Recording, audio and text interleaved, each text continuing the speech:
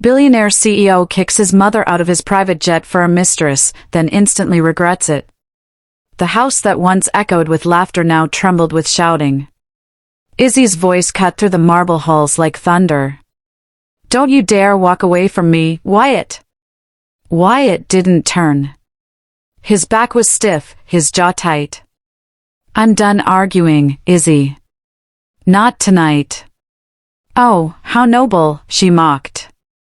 The great CEO runs from a woman he can't control. He turned sharply.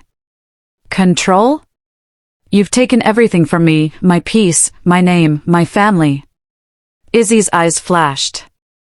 "I gave you power." Wyatt's voice broke with anger. "You gave me chaos." For a moment, neither spoke. The silence between them was louder than the shouting. Then Izzy grabbed a glass of wine and hurled it at the wall. It shattered, red dripping down like blood. That night, the mansion slept, but their love did not. It decayed, quietly, painfully, and without mercy. Days turned into tension. Every morning began with a fight, every evening ended in silence. Izzy had grown more demanding, more restless. She wanted control of everything, his schedule, his staff, even his thoughts. She followed him to meetings, corrected him in front of others, smiled fake smiles for the cameras, and screamed when the doors closed. At first, Wyatt argued back. But after weeks of endless conflict, he stopped. He just stared at her, tired, defeated, and numb. "You don't talk anymore," she snapped one night. "You just sit there." He looked at her quietly. "Because talking to you doesn't fix anything. It just feeds the fire." Her face twisted with fury. "You've changed." He gave a hollow smile. "No, Izzy. I've just started seeing who you really are." Rumors of their fights began leaking into the media. Headlines read, "Sterling Empire under strain. Wyatt and Izzy, trouble in paradise?" Izzy blamed everyone but herself. "Your staff hates me. They're spreading lies." Wyatt sighed. "Maybe they're just telling the truth." She threw her phone across the room. "You ungrateful coward." He turned slowly. "Ungrateful? I gave you everything, and you turned it into a weapon." She stepped closer, her voice dripping with venom. "Don't play the victim, Wyatt. You loved my fire when it burned for you. Now you hate it because it burns you." Wyatt's tone was cold. "No. I hate it because it destroys everything it touches." For the first time, Izzy didn't have a comeback. She just stood there, furious, trembling, and terrified of losing the control she once held so easily. That night, Wyatt found himself alone in his office, staring at a picture of his mother. Her calm eyes seemed to look right through him, whispering truths he'd tried to forget. He whispered, "You warned me, Mother, and I didn't listen." He closed his eyes, and for a moment, the memory of her voice filled the room. Power built on betrayal never lasts. He poured himself another drink, but it didn't drown the guilt. Nothing could. The next day, Izzy barged into his office mid-meeting. Her tone was sharp, her face flushed with rage. "Why didn't you tell me about the investor call?" The executives froze. Wyatt stood up slowly. "Because it wasn't your concern." She laughed bitterly. "Oh, so now I'm nothing? After all I've done?" "Done," he said, stepping closer. "You turned this company into a circus. You made me a joke in front of my board. You've humiliated me enough." Her voice dropped, low and poisonous. "You wouldn't even be the CEO without me." Wyatt's eyes turned cold. "Then maybe I'd rather not be one at all." Gasps filled the room. Izzy's face burned with rage. She glared at him, then at everyone else, and stormed out. The board members looked at Wyatt, unsure whether to pity him or fear him. One whispered quietly, "The king has lost his crown to the wrong queen." At home, the silence grew heavier. Izzy no longer tried to hide her bitterness. She spent her nights drinking, scrolling through gossip blogs, furious at any mention of Margaret's quiet return to public life. One evening, she sneered at Wyatt, "Your mother's smiling again. Must be nice, huh? Watching her rise while we rot?" Wyatt didn't respond. He just kept staring out the window. "You think she's better than me?" Izzy pressed. He turned his head slowly. "She doesn't have to be. You're doing the work for her." Izzy's hand trembled, but she forced a smile. "You'll regret saying that." Wyatt looked her in the eye. "I already do." Their love, if it could still be called that, had turned into war. The mansion became a battlefield of broken glass, slammed doors, and bitter silence. Wyatt slept in his office most nights. Izzy began making public appearances alone, pretending everything was fine, while privately drowning in jealousy and rage. She accused him of cheating, of plotting with his mother, of trying to destroy her reputation. Wyatt didn't argue anymore. He was too tired. He just let her talk until the words meant nothing. One night, after another explosion of shouting and slammed doors, Wyatt sat in the dark with his head in his hands. His phone buzzed, a message from an unknown number. "She's not what she seems. Check the accounts." He frowned, staring at the message. His heart sank. Something inside him knew this wasn't a lie. And for the first time, Wyatt wasn't angry at his mother's warnings. He was afraid they were finally coming true. Meanwhile, across town, Margaret stood by her window, looking out at the night sky. Clara entered quietly. "Ma'am, the trap is ready. We found everything." Margaret nodded slowly. "Good. Let the truth speak for itself." She turned off the light and whispered to the darkness. Let the storm he chose finally wash her away. The morning came with a bitter taste of silence. Rain washed the city, and inside Margaret's study, thunder rolled softly through the windows. She sat at her desk, a file spread open before her, documents, photos, old police reports. Each page revealed what she had long suspected: Isabella Hart was not who she claimed to be. Her eyes scanned the first report, a fraud case from years ago, tied to a company that mysteriously collapsed after Izzy's involvement. Another paper showed a change of identity, new name, new background, new story. Margaret whispered to herself, every queen with stolen jewels eventually forgets who she robbed. Clara, standing nearby, asked, "Do we expose her now?" Margaret shook her head. "Not yet. Truth should strike when pride is loudest." She closed the file gently, as if sealing fate itself. "Send the investigator to gather witnesses. I want everything. Every lie, every forgery, every man she ruined." Clara nodded and left quickly, knowing when Margaret spoke like that, storms were about to rise. Across town, Izzy sipped champagne in front of her vanity, unaware of the trap closing around her. She smiled at her reflection, the same smile that had fooled billionaires, politicians, and now Wyatt Sterling. But her assistant entered suddenly, whispering, "Miss Hart, we have a problem. Someone's digging into your past." They hired a private investigator. Izzy froze. "Who?" "Margaret Sterling." The glass slipped from her hand, shattering across the marble. Her face darkened, lips trembling not from fear, but rage. "She wants a war," Izzy said quietly. "Then she'll get one." That afternoon, Margaret's investigator sent his first update. "We have witnesses," he said over the phone. "Two former partners and a banker. They're ready to talk." "Good," Margaret replied. "Prepare the evidence. I want nothing that can be denied." But while Margaret played her game of patience, Izzy moved faster, sharper, dirtier. By nightfall, she already had her revenge plan in motion. She called one of her media contacts, an old ally from her scandal days, a gossip blogger who owed her favors. "I want a story out by morning," Izzy ordered. "About Margaret Sterling. Make it big, make it dirty." The journalist hesitated. "But she's clean. Everyone knows that." Izzy smirked.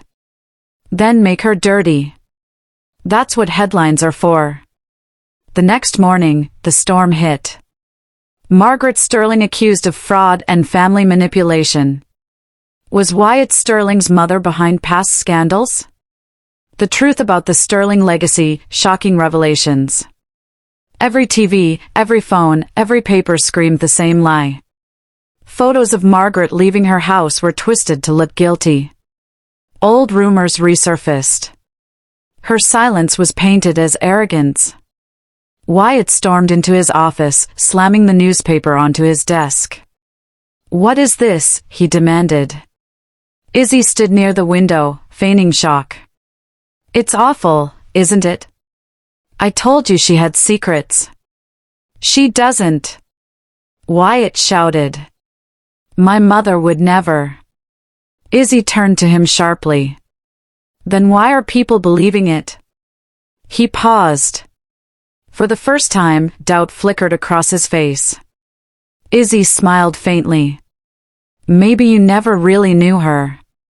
Meanwhile, reporters gathered outside Margaret's estate. Cameras flashed, microphones waved, voices shouted accusations she didn't deserve. Margaret walked out through the front doors, calm, poised, every step graceful despite the chaos. "No comment," she said firmly. Her tone was composed, but her heart burned. Inside, Clara ran up to her. "Ma'am, should we release the proof against Izzy?" Margaret shook her head slowly. "No. Not yet." Clara looked stunned. "But they're tearing you apart." Margaret's voice was quiet but deadly. "Let them. The more she dances, the more rope she gives herself." She knew public lies always collapse under their own weight.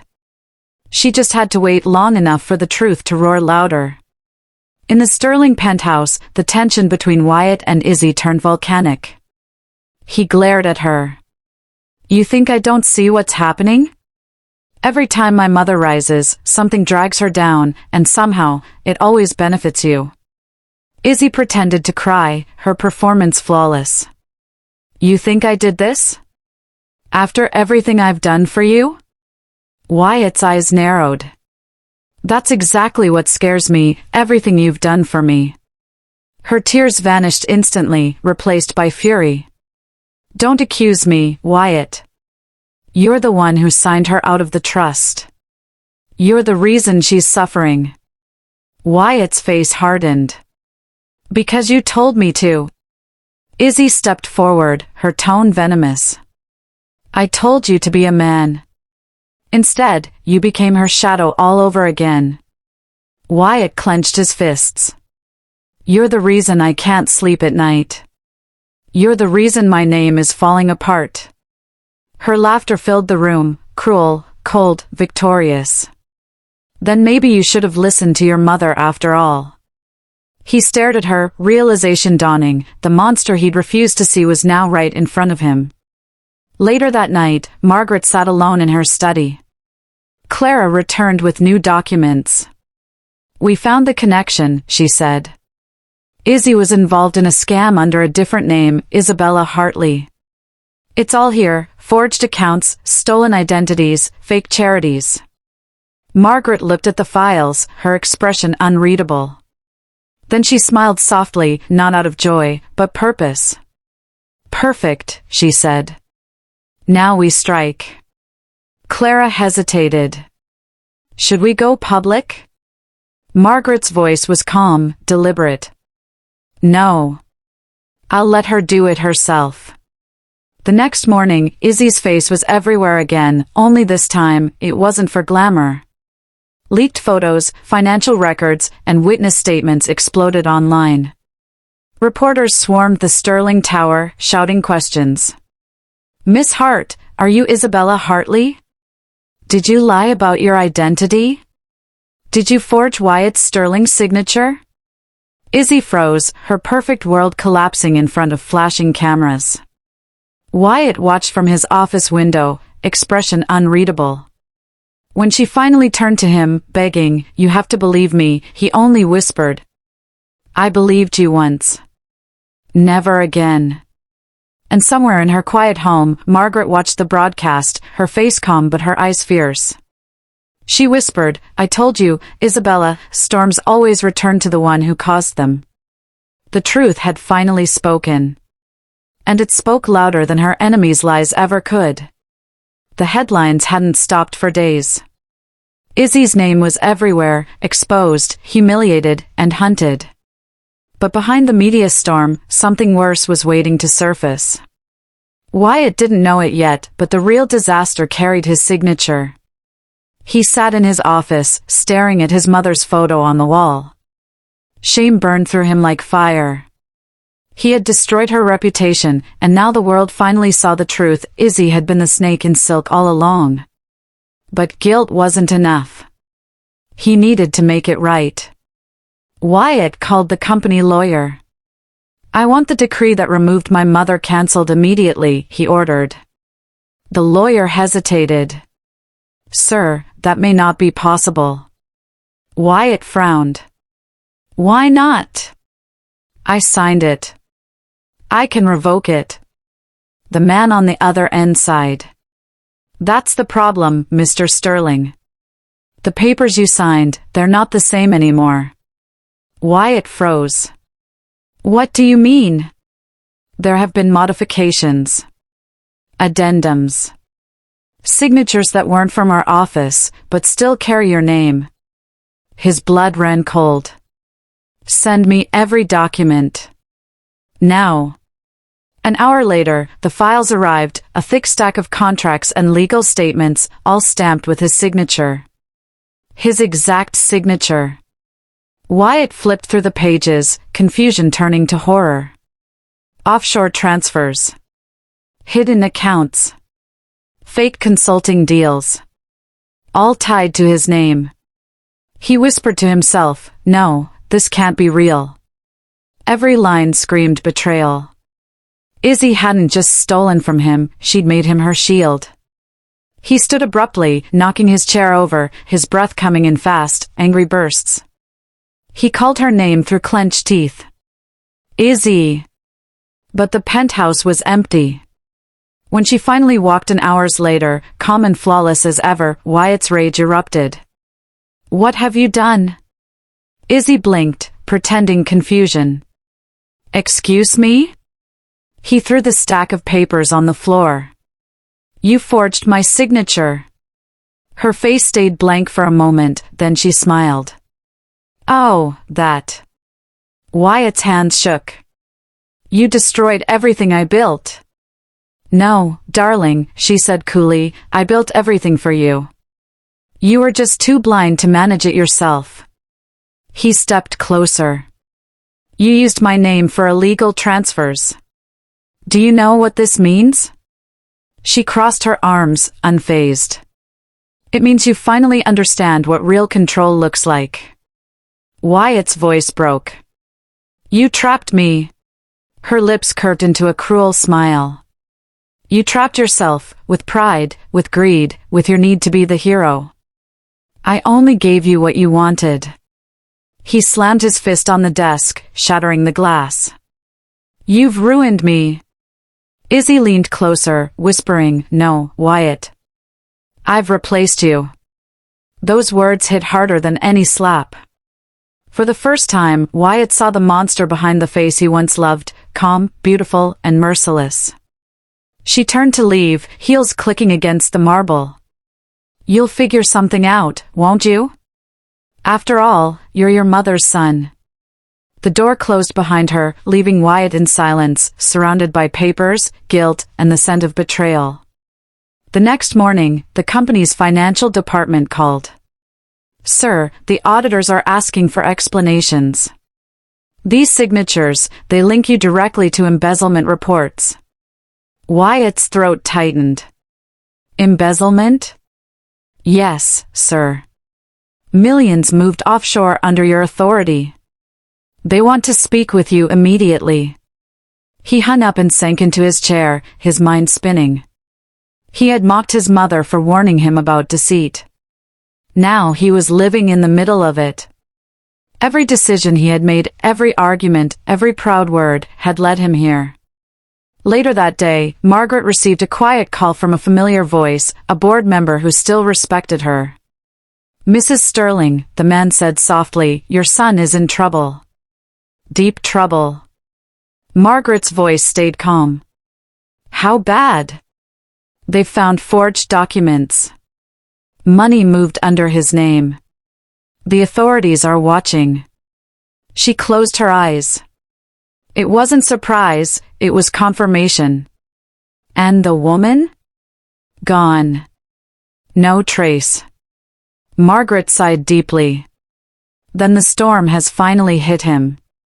That night, Wyatt sat in the dark office of Sterling Global. No lights, no sound, just the weight of regret pressing down on his chest. The same pen he had once signed his empire with now felt like a curse in his hand. He whispered into the darkness, I let her use me. I let her destroy everything. A voice came from the doorway. No, Wyatt. You destroyed it the moment you stopped listening. He turned. His mother stood there, calm, composed, but colder than he had ever seen her. He stood quickly. Mother, please, I didn't know. Margaret walked closer, her heels echoing softly on the floor. You didn't want to know. He lowered his head. She forged my signature. I'm finished. Margaret looked at the papers scattered on the floor. Not finished. Just broken. And broken things can still be fixed if they're humble enough to admit they were wrong. Wyatt's voice trembled. Will you help me? Margaret stared at him for a long moment, then said quietly, help is for the innocent. But I'll protect the Sterling name even if I have to do it without you. She turned to leave, but stopped at the door. You wanted power, Wyatt. Now you know what it costs. And she walked away. Wyatt sank to his knees, surrounded by documents that bore his name, proof of every lie he once defended. For the first time, he didn't feel like a CEO, or a son, or even a victim. He felt like a man buried under his own pride, watching the empire he'd stolen from his mother collapse on top of him. And somewhere across the city, Izzy Hart smiled at her reflection, sipping wine in a foreign hotel suite. Her war was over. But Margaret Sterling's had only just begun. The boardroom that once echoed with Wyatt's pride now whispered with fear. Sterling Global was on the edge, stocks falling, investors backing out, the press circling like vultures. But somewhere far from the chaos, in the quiet warmth of her old library, Margaret Sterling was building her counterattack. She moved like a shadow, graceful, unreadable, deadly. She didn't need cameras, scandals, or speeches. Her power came from whispers, from quiet hands that remembered her loyalty, and from allies who had been waiting for her signal. That signal came with a simple letter. The empire may burn, but I will rebuild it from the ashes, not with noise, but with names. Within a week, old shareholders began receiving visits, elegant lunches, discreet calls, sealed envelopes. Each carried the same calm offer, a chance to be part of a rebirth. At a private dinner, Margaret met with Mr. Dunlap, the most respected of the old board members. He looked tired, his voice low. Margaret, the company's bleeding. Your son's a good man, but he's lost. Margaret's expression stayed steady. He's paying the price of arrogance. But he'll learn, pain teaches faster than success. Dunlap sighed. The board won't listen to him anymore. They barely respect the name Sterling now. She smiled faintly. Then let's remind them who built that name. He hesitated. What are you planning? Margaret leaned in. To take back everything, piece by piece, quietly. By the time they realize who owns the table, I'll already be sitting at the head of it again. Over the next few weeks, the game unfolded in silence. Margaret began buying back small shares under different identities, through trusts, through loyal partners, through quiet investors she had once helped. Clara handled the paperwork, using coded names and shell firms. "Ma'am," she said one evening, "we already control 10%, hidden, but solid." Margaret nodded. "Good. Keep going. Every piece matters." Her eyes glowed with quiet fire. "Izzy used deception to destroy me. I'll use truth to destroy her." Meanwhile, Sterling Global continued its slow collapse. Wyatt faced investigations, board pressure, and sleepless nights. The once proud CEO now sat in silence during meetings, his words carrying no weight. Reporters no longer called him brilliant, they called him broken. And in every corner of the company, whispers began to rise again. Mrs. Sterling warned him. "She'll fix this, she always does. The real power is coming back." Even the staff who once feared Izzy now spoke Margaret's name with quiet hope. One cold afternoon, Margaret arrived at the company's back entrance, no press, no driver, just Clara and a black umbrella. She walked through the halls she had built, unnoticed by most. But those who did see her, the older employees, the loyal ones, stood straighter, eyes shining. She reached the boardroom door and paused. Voices came from inside. Wyatt's voice, sharp, tired, desperate. "I didn't authorize those transfers." And another, colder voice, the lead investigator. "But your signature says otherwise." Margaret pushed the door open. Silence filled the room. Every eye turned to her. Wyatt froze. "Mother." She looked at him, calm, unreadable. "You've made quite a mess." The investigator stepped forward. "Mrs. Sterling, this is a private." Margaret cut him off gently. "Nothing in this company is private when my family name is at stake." Her tone was soft but carried the weight of command. The room obeyed. After the meeting, she found Wyatt alone in the hallway. His voice cracked when he spoke. "I wanted to fix it. I tried to cancel everything." She looked at him, her expression neither cruel nor kind. "You can't cancel arrogance, Wyatt. You face it. You pay for it. And then you rebuild." He lowered his head. "She destroyed me." "No," Margaret said softly.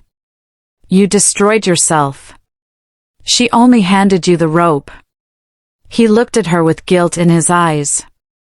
"Will you ever forgive me?" She paused. "Forgiveness is a seed, not a gift. You'll have to earn it." And she walked away, her steps steady, her silence powerful. By night, Margaret's strategy deepened.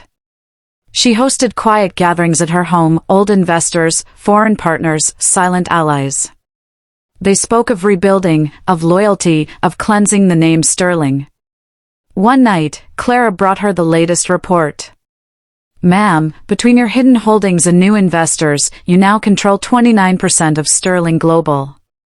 Margaret smiled faintly. "Almost enough for war." Clara frowned. "War?" Margaret looked out the window at the city lights. "No. Correction." At that same moment, across the city, Izzy sat alone in a luxury suite, her phone buzzing endlessly. Accounts frozen. Warrants issued.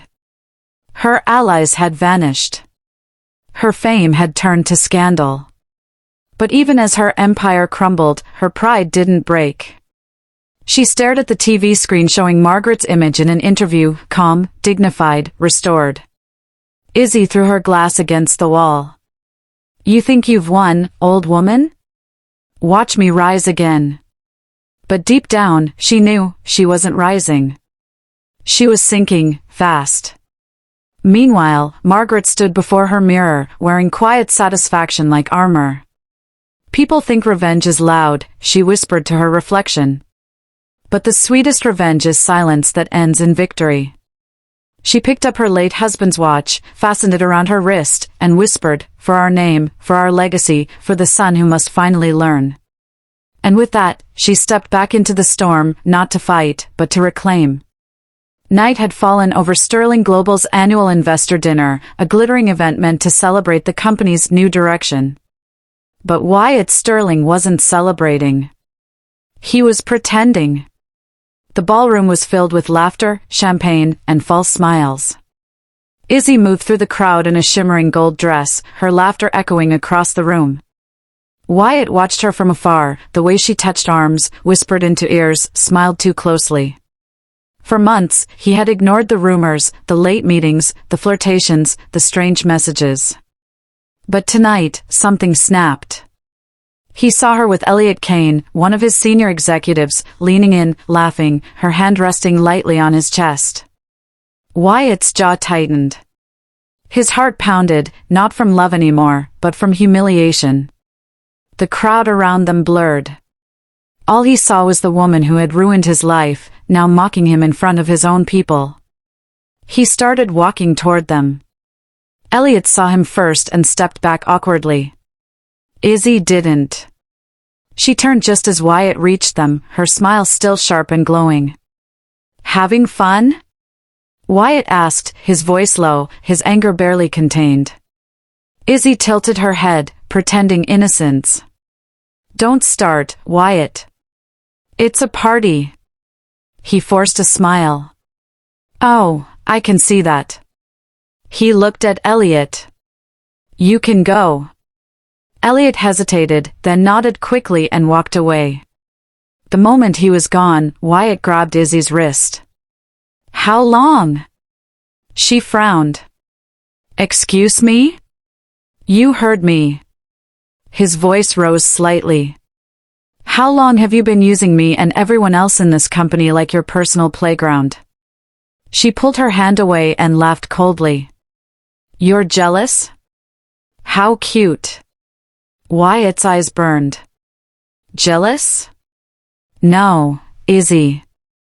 I'm disgusted." Her tone turned sharp. "Don't talk to me like that." "Like what?" he snapped. "Like a man finally seeing the truth?" Her smile vanished.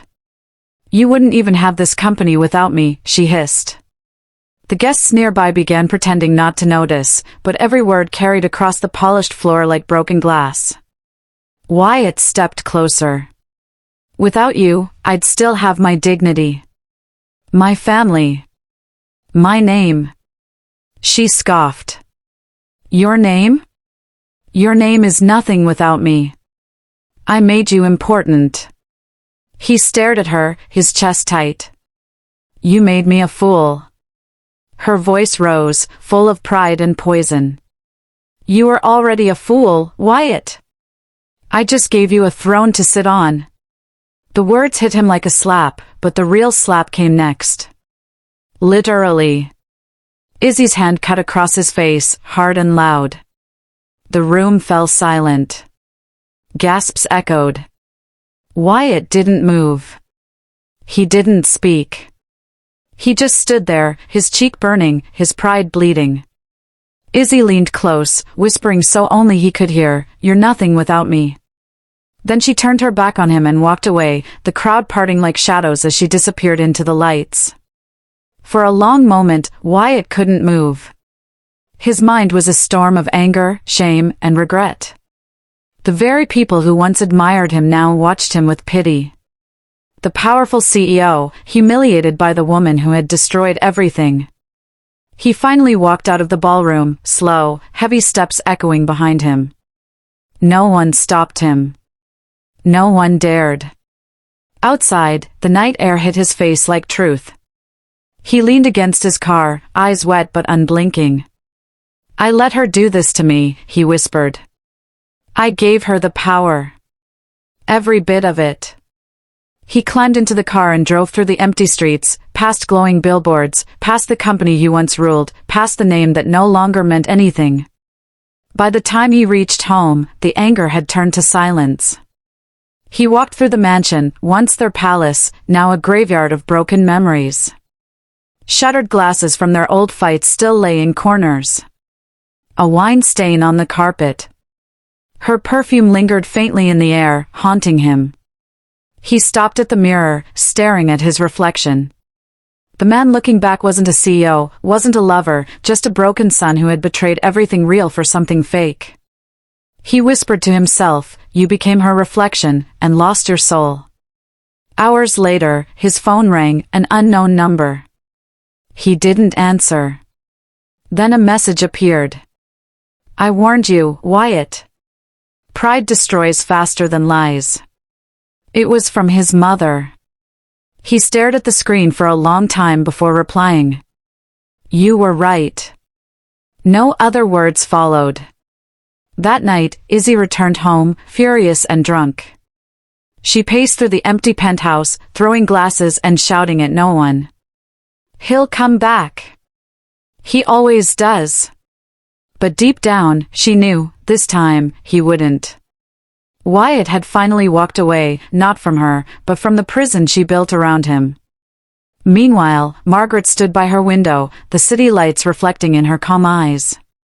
Clara entered quietly. "Ma'am, he left her." Margaret nodded slowly. "Good. Should we reach out to him?" She shook her head. "Not yet. Let him sit in his silence. Only emptiness teaches the proud what fullness really means." Her eyes softened slightly. "But when he's ready, I'll be waiting." Outside, thunder rolled across the horizon, not a storm of destruction this time, but of change. Wyatt Sterling's fall was complete. And somewhere in that silence, redemption had just begun to whisper his name. The headlines exploded before sunrise. Margaret Sterling files major lawsuit against Isabella Hart, forgery, fraud, and betrayal. The news was everywhere: television, social media, newspapers. Every camera turned towards Sterling Global once again, but this time, it wasn't for luxury or success. It was war. Margaret Sterling, calm and composed as ever, walked out of her car that morning wearing a dark gray suit and quiet confidence. She didn't come to destroy a woman, she came to defend a legacy. Behind her, Wyatt followed silently, his face pale with regret. He knew the damage had started with him, and now his mother was the one cleaning the blood off the crown. The courthouse steps were filled with reporters shouting questions. "Mrs. Sterling, did Isabella forge your son's signature? Wyatt, will you testify against her?" Margaret only said one thing before walking in. "Truth doesn't need to shout. It only needs to stand." Inside the courtroom, the air was heavy with tension. Izzy sat at the defendant's table, her face flawless but her eyes cold. She wore a white suit, as if purity could be worn like a costume. When Margaret entered, their eyes met for the first time since the scandal began. Izzy smiled faintly, whispering to her lawyer, "She's too old to fight me now." Margaret heard it. And without breaking eye contact, she whispered back softly, "And you're too young to know who you're fighting." The battle had begun. The first witness was Sterling Global's head of finance. His voice trembled as he explained the forged transfers, the hidden accounts, and the illegal deals under Wyatt's name. Margaret's lawyer held up the documents. All these were signed using Wyatt Sterling's signature. But forensic tests confirm these signatures were not his. The courtroom murmured. Izzy's face remained calm, but her hands gripped the table. Her lawyer rose smoothly. "Objection. The tests are inconclusive. Miss Hart was authorized to act on Mr. Sterling's behalf." Margaret's lawyer smiled coldly. "Authorization isn't forgery. Unless, of course, you can prove she didn't write these signatures herself." Izzy's jaw tightened. Wyatt was called next. The courtroom went silent. He looked tired, not from lack of sleep, but from guilt. He took a deep breath before speaking. "I trusted her. I believed everything she said. She told me signing papers wasn't important, that she'd handle the details. I didn't know she was signing in my name. The judge looked at him sternly. Mr. Sterling, did you ever give her written permission to act on your behalf? No, Your Honor. Izzy suddenly stood up, shouting, "He's lying. He wanted everything I did." The courtroom erupted. The judge banged the gavel. "Miss Hart, sit down." Margaret didn't move. She watched Izzy quietly, her face a calm mask hiding years of pain.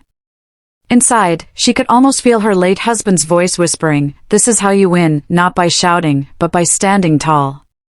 The next piece of evidence was the real blow. Margaret's investigator presented video footage, a hidden recording from Izzy's assistant.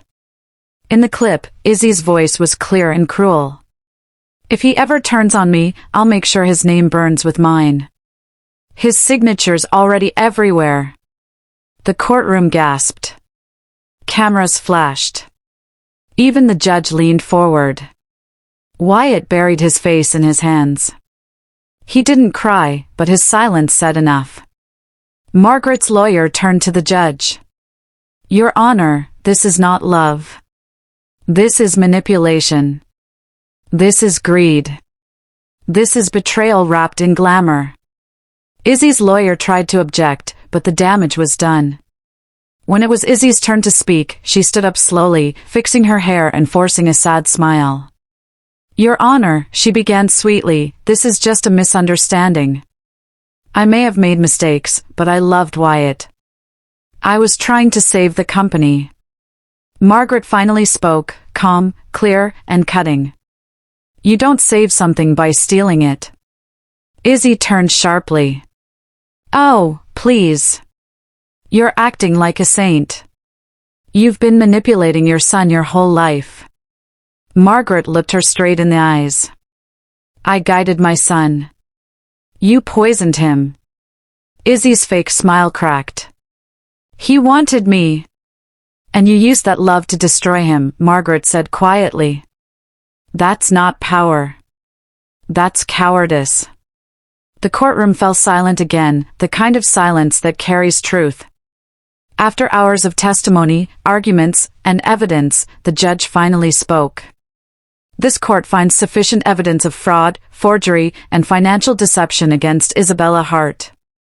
Izzy froze. Her lawyer tried to protest, but she knew it was over. The judge continued, "A full audit will begin immediately. Mrs. Margaret Sterling is hereby reinstated as co-trustee of the Sterling Family Trust pending investigation." Margaret closed her eyes briefly, not in victory, but in quiet relief. Izzy's scream echoed through the room.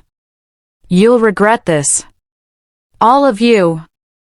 Security moved closer, but Margaret didn't flinch. She simply said, "You've already written your regret, with my son's name."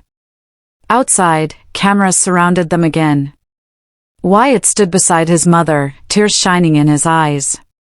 "I don't deserve to walk next to you," he whispered. Margaret looked at him softly. "Then walk behind me, until you learn again how to lead." Reporters shouted questions, flashes blinded them, but Margaret didn't stop walking.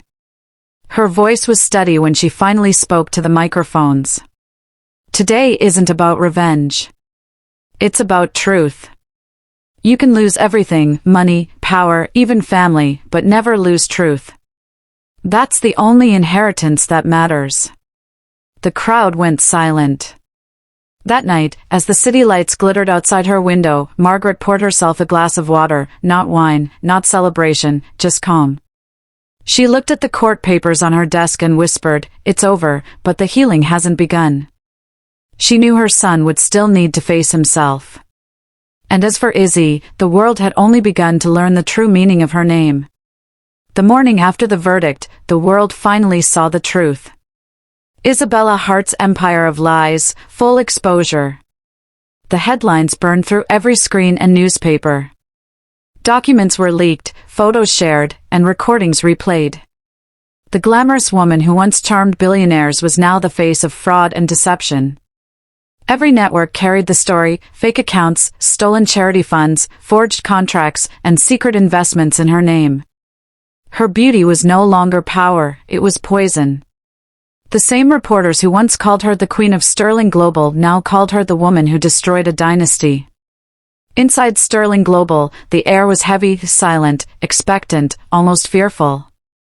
The board had gathered for an emergency meeting. This time, there were no cameras, no applause, only truth. Margaret sat at the far end of the long mahogany table. She looked calm, her hands folded, her eyes sharp. Wyatt sat beside her, silent, eyes hollow but awake. For weeks, he had lived in shame. The weight of guilt had finally stripped him of pride. The chairman cleared his throat. "We're here to decide the future of Sterling Global." The documents reveal that Miss Hart forged financial statements, siphoned money through fake firms, and used Mr. Sterling's signature for illegal transactions. Everyone turned to Wyatt. He felt their eyes on him, judgment, pity, anger. He swallowed hard. "It's true," he said softly. "She used me. But I let her." A murmur rippled through the room. Wyatt continued, his voice trembling but honest. "I thought I was proving myself. I thought love made me strong. Instead, it blinded me. I turned against my own mother, the woman who built this empire and gave me everything." He paused, his voice breaking. "I believed Izzy's lies, even when my mother warned me. I disrespected her. I betrayed her trust. And because of that, I almost destroyed everything we built." Margaret didn't move. Her face remained still, but her heart ached quietly. She had dreamed of hearing those words, but not like this, not in front of strangers. The chairman spoke again. "Mr. Sterling, the board believes you should step down temporarily while we restructure." Wyatt nodded without protest. "I understand. No arguments. No excuses." For the first time, Wyatt Sterling accepted consequences without fighting. Margaret's gaze softened just slightly. She could see it, her son was finally waking up. Then the door burst open. Izzy entered, surrounded by chaos. Her makeup was perfect, her expression defiant, but the desperation behind her eyes was visible to everyone.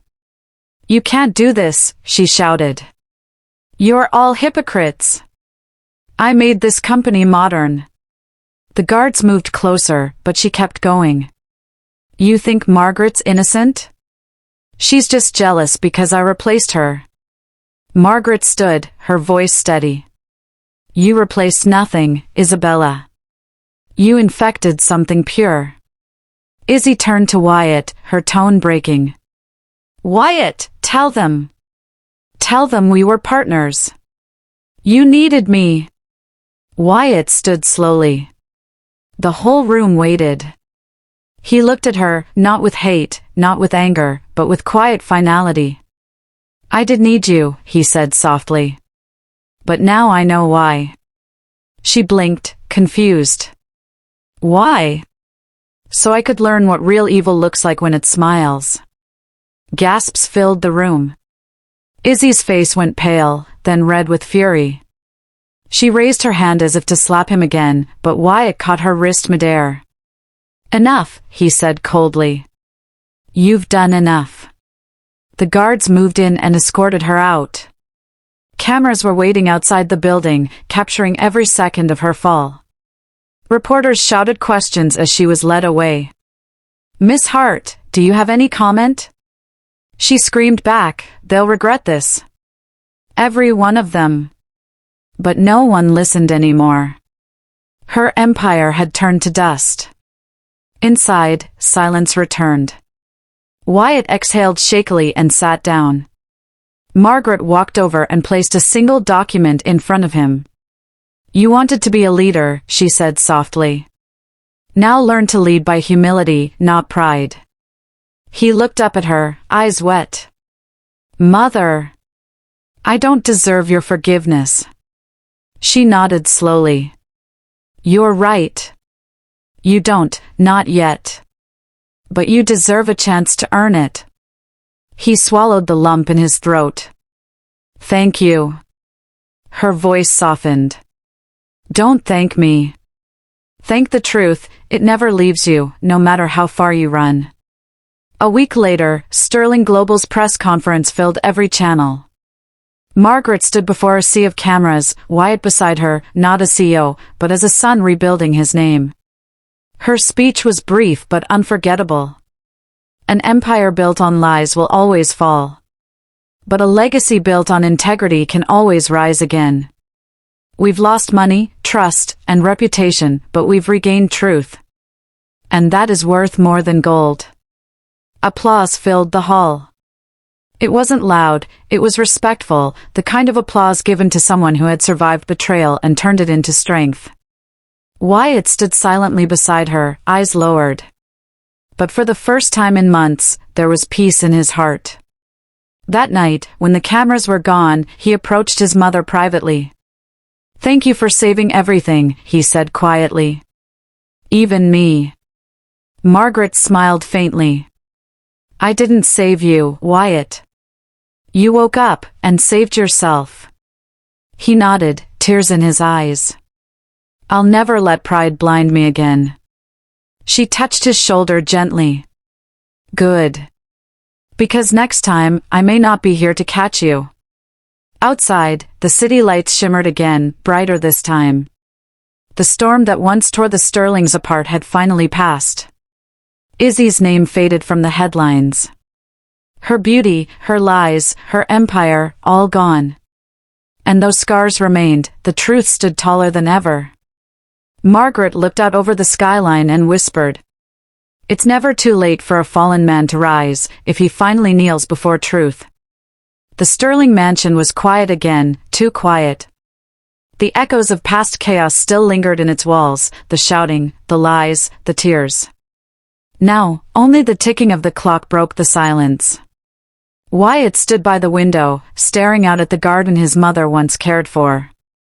He hadn't spoken much since the trial ended. The company had survived, but his soul still hadn't. He heard footsteps behind him. Slow. Controlled. Familiar. "Still thinking?" Margaret's voice came, calm but firm.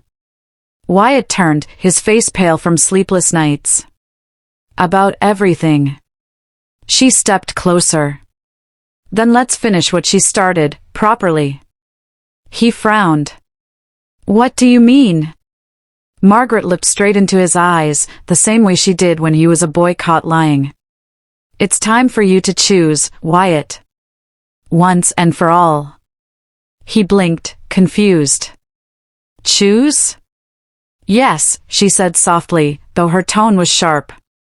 "Stand with me and rebuild our name, or chase after that woman and lose everything, again." He sighed, rubbing his forehead. "Mother, she's gone.